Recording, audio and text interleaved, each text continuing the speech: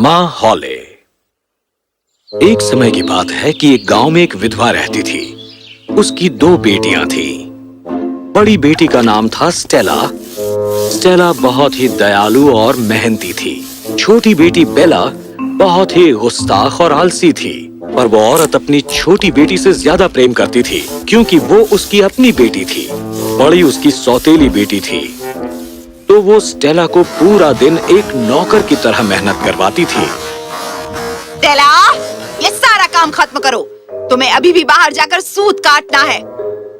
बेला, यहाँ आओ मेरी प्यारी बच्ची, तुम्हें भूख लगी होगी, कुछ खा लो। स्टेला ने जल्दी ही घर का काम खत्म कर लिया और बाहर गई सूत काटने के लिए। हर दिन सौतेली माँ उसे गांव के कुएं के पास भेजती सूत काटने के लिए, और स्टेला सूत काटती रहती, उसकी उंगलियों से खून निकलने तक। एक तोता कुएं के करीब रहता था। स्टेला सूत काटते वक्त उससे बातें किया करती। एक दिन जब वो सूत काट रही थी, उसकी उंगलियों से खून निकलने लगा और लहू ने तकली को दागदार बना दिया। उसने तकली को कुएं पर धोने के लिए रखा और पानी निकालने लगी, तभी तकली कुएं में गिर गई। नहीं, ये तकली तो कुएं में गिर गई। अब मैं क्या करूं? यदि माँ को पता चल गया तो वो बहुत क्रोधित होंगी। स्टेला ने बहुत कोशिश की, पर वो तकली को ना निकाल सकी। वो दौड़कर घर गई और उसने अपनी सौतेली माँ से कहा, माँ, वो तकली कुएं में गिर गई है। तकली के बजाय तुम क्यों नहीं कुएं में गिर गई? अब मैं दूसरा कहाँ से लाऊं? जाओ और उसे कुएं से निकालो। तकली के बिना तुम वापस मत आना, समझ गई? रोते रोते स्टेला वापस कुएं पर गई। तकली को कुएं से बाहर निकालने के लिए वो पहले से ही काफी कोशिश कर चुकी थी।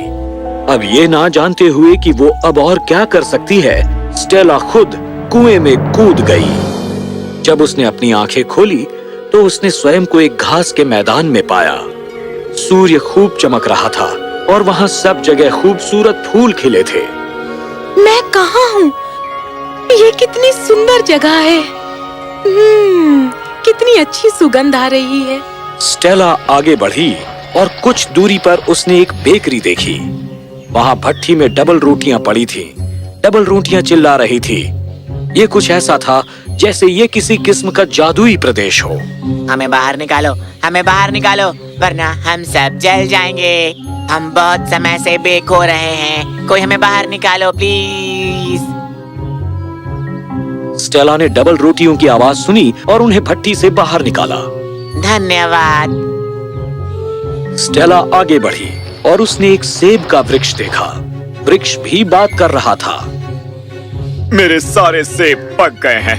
क्या कोई है जो इन्हें तोड़े और खाए, वरना ये सब सड़ जाएंगे।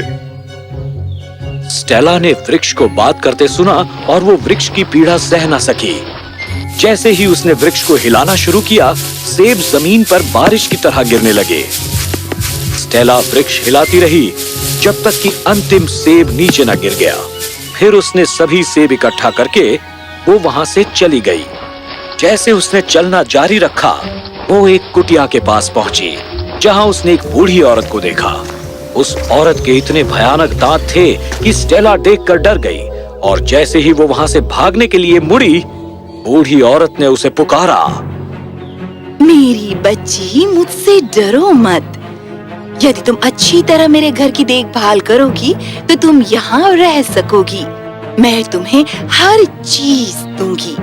इसके बदले में तुम्हें इस बात का ध्यान रखना होगा कि हर दिन जब तुम मेरा बिस्तर बिछाओ तो तुम इसे पंखों से ढक दो, बिल्कुल वैसे ही जैसे जमीन ढक जाती है बर्फ से बर्फबारी के बाद। और हाँ, हर कोई मुझे माँ हॉले पुकारता है। माँ हॉले ने स्टेला से इतने प्यार से बात की कि स्टेला वहां रुकने के लिए सहमत हो गई। स्टेला ने घर की बहुत अच्छे से देखभाल की। हर दिन वो माँ हॉले का बिस्तर वैसे बनाती जैसे माँ हॉले ने उससे बनाने के लिए कहा हो। माँ हॉले भी स्टेला से बहुत अधिक प्रेम करती थी और उसे खाने के लिए बहुत ही अच्छा खाना देती। स्टेला वहां कुछ देर तक रुकी और फिर उसे अपने घर की याद आने लगी। माँ हॉले मुझ पर इतनी दयालु है। वो मेरी इतनी अच्छे से देखभाल करती हैं, पर मुझे अब घर की याद आ रही है। स्टेला माँ हॉले के साथ बहुत खुश थी। पर अब उसने सोचा कि समय आ गया है कि अब वो घर पहुंचे। तो एक दिन उसने माँ हॉले से कहा, माँ होले, मैं घर वापस जाना चाहती हूँ। अब मैं यहाँ और नहीं रह सकती। मुझे खुशी है कि तुम घर वापस जाना चाहती हो। तुमने बहुत निष्ठा से काम किया है। मैं तुमसे बहुत खुश हूँ। मैं खुद तुम्हें तुम्हारे घर छोड़ कर आऊंगी। सचमुच? धन्यवाद माँ होले। माँ हॉले ने स्टेला का हाथ पकड़ा और उसे बहुत बड़े दरवाजे पर ले गई जो सोने का बना था। दरवाजा खुल गया। जैसे ही स्टेला ने दरवाजे की दहलीज लांघी तो उसके ऊपर सोना बरसने लगा। इससे पहले कि वो कुछ जान पाती, वो सिर से पांव तक सोने से ढक गई थी। ये तुम्हारा इनाम है कि इतने प्रेम से तुमने मेरी सेवा की। और ये लो, तुम्हारी वो तकली जिसे तुमने कुएं में गिरा दी थी। स्टेला बस ये सोच रही थी कि क्या ये सब सच है या सिर्फ एक सपना। अपने पूरे जीवन भर उसे किसी से इतना प्रेम नहीं मिला था। उसकी आंखों में खुशी के आंसू आ गए। फिर दरवाजा बंद हो गया और स्टेला ने देखा कि वो अपनी सौतेली माँ के घर के सामने कुएं पर खड़ी है।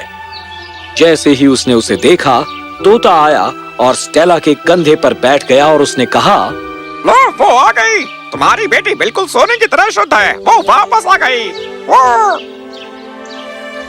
तोता बार बार लगातार ये कहता रहा। जब स्टेला घर में दाखिल हुई तो उसकी सौतेली माँ और बेला उसको देखकर हैरान रह गई, क्योंकि वो सिर से पांव तक सोने से लदी थी। उसने खुशी खुशी उसे अंदर आने को कहा। स्टेला, मेरी प्रिय, तुम कहाँ चली गई थी? मैं तुम्हारे लिए कितनी चिंतित थी। और तुम्हें ये कहाँ से मिला? स्टेला ने उन्हें सब कुछ बताया। उसकी कहानी सुनकर सौतेली माँ का दिल लालच से भर गया। वाह, इतना सारा सोना! यदि मैं बेला को भी वहाँ भेजूं, तो मैं बहुत ही अमीर बन जाऊंगी। स्टेला की तरह सौतेली माँ ने बेला को भी कुएं पर सूत काटने के लिए भेजा। बेला ने भी अपनी उंगली पर जानबूझकर कांटा चुभाया ताकि खून निकले। उसने लहू तकली पर लगाया और उसे कुएं में फेंक दिया और फिर खुद भी कुएं में कूद गई। स्टेला की तरह उसकी भी आंखें एक घास के मैदान में खुली। वो उठी और आगे बढ़ी। वो बेकरी तक पहुंची। भट्ठी में वो डबल रोटियां चिल्ला रही थीं। हमें बाहर निकालो, हमें बाहर निकालो, वरना हम सब जल जाएंगे। हम बहुत अरसे से बेक हो रहे हैं। कोई हमें बाहर निकालो। तुम पागल हो गए हो? तुम्हारे लिए मैं अपने हाथ कंधे क्यों करूं? बेला ने ऐसा कहा और वो आगे बढ़ी। फिर वो सेब के वृक्ष के पास पहुंची। मेरे सारे सेब पक गए हैं। क्या कोई है जो इन्हें तोड़े और खाए, वरना ये सब सड़ जाएंगे। तुम क्या पागल हो गए हो? मैं उन्हें क्यों तोड़ूं? क्या होगा यदि कोई सेब मेरे सिर पर गिर गया?